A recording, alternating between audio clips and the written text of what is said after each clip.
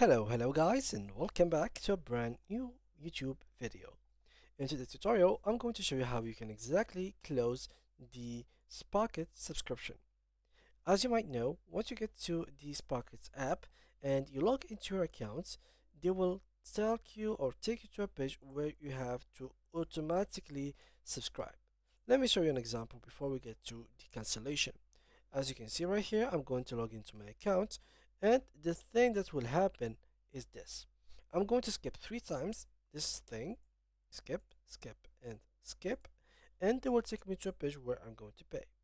Now, for you guys to use it or to view the platform itself, or just to take a look at it, you might want to pay the free trial.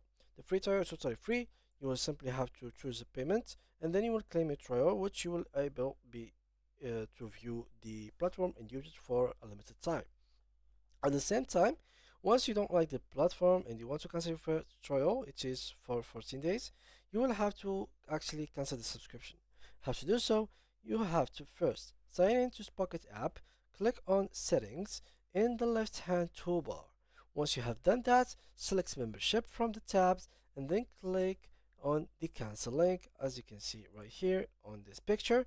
So here we have cancel, click on it, it will turn purple, and you have to click, as you can see on this pop-up, so click no, I want to cancel the plan, and right after that you will be uh, validated and your account will be cancelled from the premium plan that you were paying for. So just like that, you can cancel the subscription on Spockets. I hope you learned something from this video, guys. If you did, make sure to drop a like and subscribe. If you have many more questions, make sure to leave them down below in the comment section. Thank you guys a lot for watching, and see you guys in the next video.